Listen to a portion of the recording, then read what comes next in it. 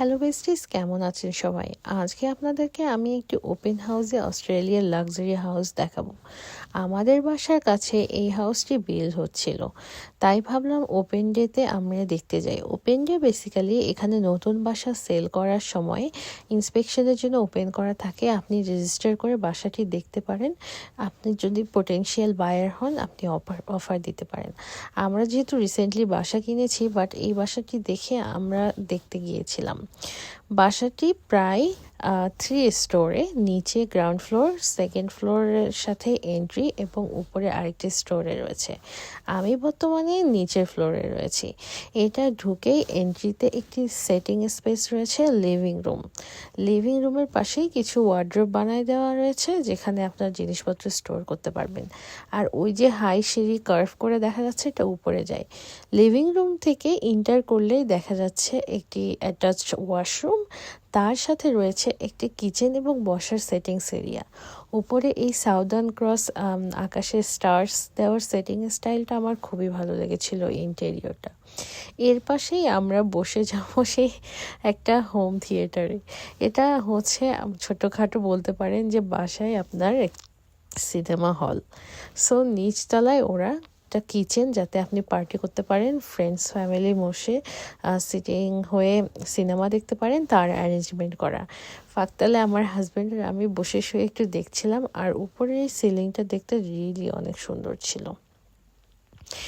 এই তো হলো তাদের নিচতলার অ্যারেঞ্জমেন্ট। আমি একটু ক্লিপ নিয়ে নিয়েছিলাম আপনাদের সাথে ক্লোজলি দেখানোর জন্য। এরপরে এখান থেকে বের হলেই দেখা যায় যে বাথরুম ছিল, এবং এখান থেকে বের হলে এদের ছিল হচ্ছে গ্যারাজ।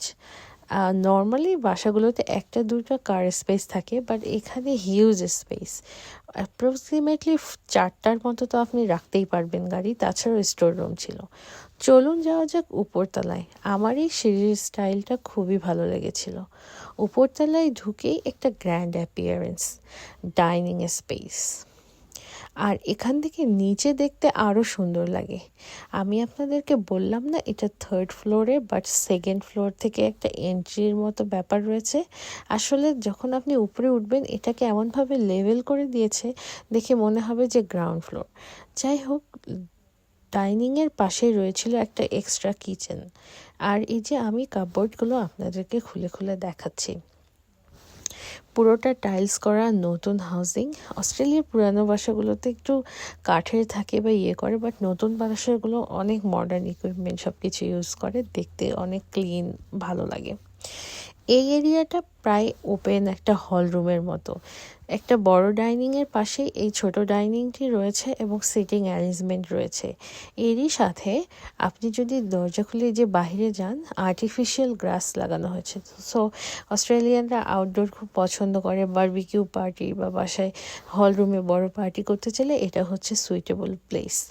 আমি কেন বললাম এই সেকেন্ড স্টোরটা এন্ট্রির মতো, সেটা এই বাসাটার পিছন গেট খুললেই বোঝা যাবে। এই যে বাহিরে এটা আউটরুম, এটা বেসিক্যালি সেকেন্ড ফ্লোর। এরপরে আমি যাচ্ছি, এই তো আমার হাজব্যান্ড খুলে দেখাচ্ছে এর পিছনে যে জায়গা রয়েছে, সেখানে আরও 2টি বিল্ডিং ব্লকস রয়েছে। এগুলো ইন্ডিভিজুয়াল প্রপার্টি, বাট এগুলো হচ্ছে এন্ট্রি মেইন গেট দিয়েই হয়। যাই হোক, এরপর ভিতরে ঢুকে এখানে একটা কিউট সিটিং স্পেস রয়েছে কিচেনের পাশে। এখানে পাশাপাশি 2টি কিচেন রয়েছে। লাক্সারি হাউস বলে কথা, কোনো কিছুর অভাব নেই। আর এই রুমটি ছিল লন্ড্রি রুম। কিচেনের পাশে, সরি আমি ভুল বলেছি, ওই রুমটা ছিল প্যান্ট্রি রুম, যেখানে সব কিছু রাখা যাবে। প্যান্ট্রি রুমের পাশে আমি ফার্স্ট একটা বেডরুমে এন্টার করলাম।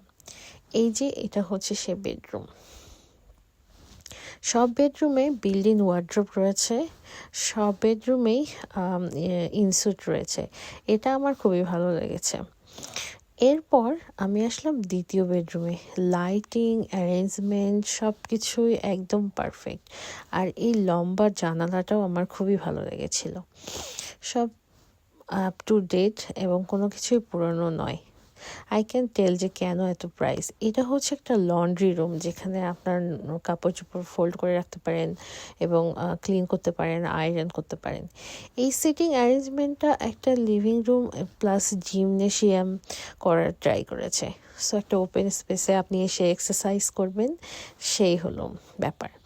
চলুন চলে যাই থার্ড ফ্লোরে। থার্ড ফ্লোরে গিয়ে আপনি পাবেন মাস্টার বেডরুম এবং আরেকটু লিভিং অ্যারেঞ্জমেন্টস। আমি থার্ড ফ্লোরে উঠে বাসার ভিউটা দেখতে একদমই বাদ দেইনি।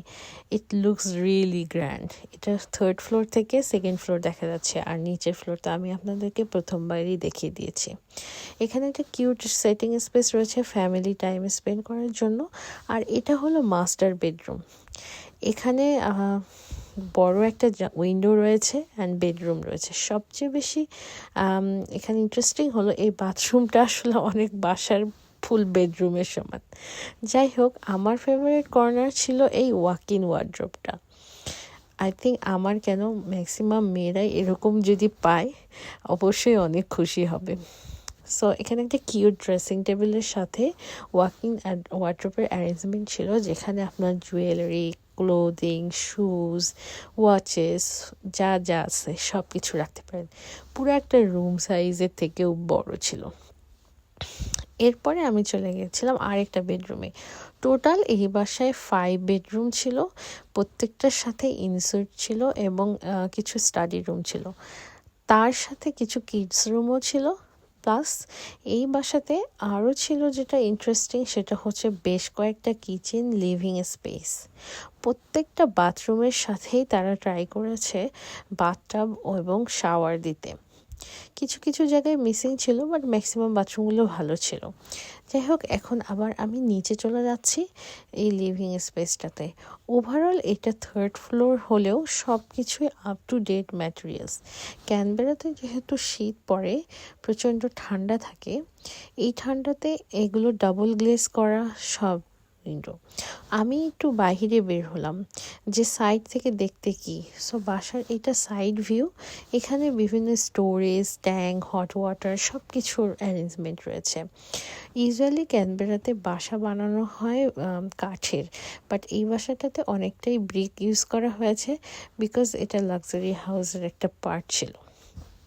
সামনের দিকেও খুব সুন্দর লাইটিং করে রাখা আছে এবং কিছু টোপিয়ারি করা রয়েছে।